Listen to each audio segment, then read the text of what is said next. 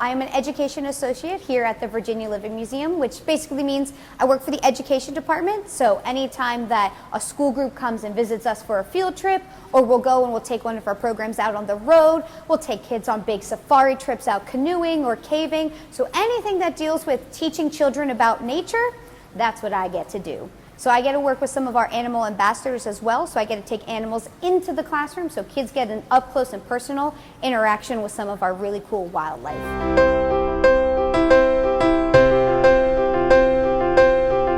So the animals that we use in our programs are called our animal ambassadors. So these are animals that we have in our collection that we could take into a classroom so kids can get, again, that up close personal interaction with animals that normally they wouldn't get that close to, because we never want to teach kids to get that close to wild animals.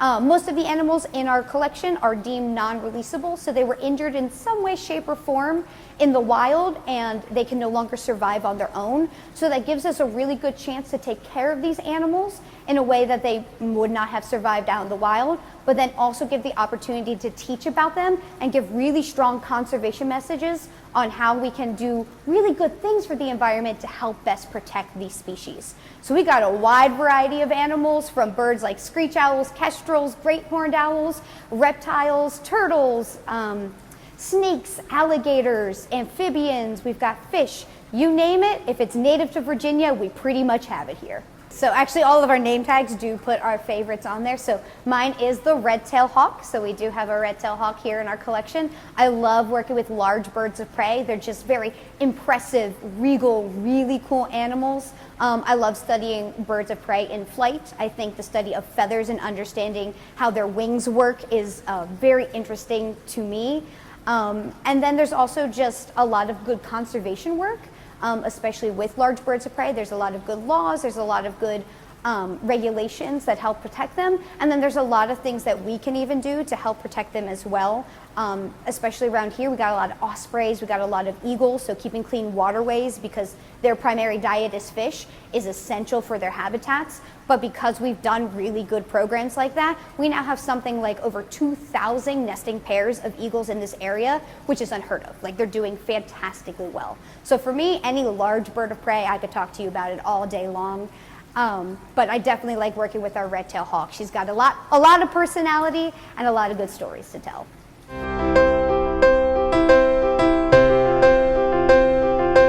So going into college, I definitely thought I was going to do more of that research-based study. Being a forestry biology major, my ending capstone, so my final project for college, was actually a genetic study. It was a genetic study of 2 different beech tree populations to see if they shared the same strand of a disease. That was exciting. I learned a lot of things, but it just wasn't for me. So it really took until the end of my college career. So I was 21 before I found my niche, before I found what I really enjoyed doing, which was talking to the public about science. I really like engaging people in a fun, interactive way, but also still having that scientific element to it. I just didn't want to do all of the research that led up to it, but I want to talk to you about the research. So it really did take me a while. I didn't go into college with the same vision that I ended college with. So a few things that it takes to get into what's called the informal science field is, one, typically a background in science. So all of the education department, our degrees are science-based. So like we have a mammologist, we have somebody that has a conservation background. So having a strong background in science is a really good foundation. Even if you work in other like animal care and husbandry jobs, they also have a science background base. Now, to be in the education side, you more or less have to have a passion for wanting to talk to people. So I don't have any formal interpretive background. I just enjoy doing it. I just enjoy talking and engaging people and talking about what I really love, and I think that comes across well when I do speak, and so that's why this job fits for me. So most of the jobs here at the Virginia Living Museum, it is a minimum of a bachelor's degree requirement to be in anything that has to deal with animals, whether it's the conservation side, the animal husbandry side, or the education side. A lot with the animal care. Most of them do also have their master's degree. Master's degree is a great way to do internships and get a lot of that hands-on work that careers are looking for. So when you apply here, we want to see, oh, you've already worked at a rehabilitation center. Oh, you've already done some animal husbandry stuff with our reptiles. So that just kind of gives you a little bit of a leg up to show that you have experience, and then when you come here, we can show you our needs, our practices, and how we can expand upon your knowledge so that you become as well-rounded as possible. But sometimes getting your foot in the door is really starting from the bottom. That's kind of how I started. I literally started as a volunteer. I was doing all of the exhibits. I walked around, I talked to people about the outdoor trail, about our Chesapeake Bay area.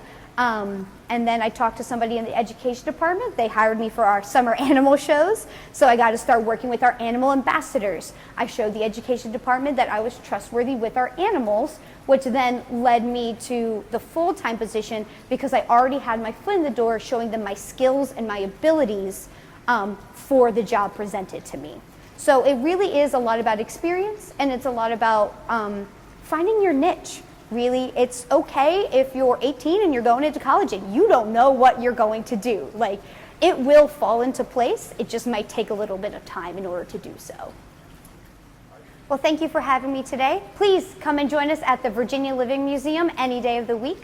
We would love to have you here, where our mission is connecting people to nature through educational experiences that promote conservation. Thank you, and hope to see you soon.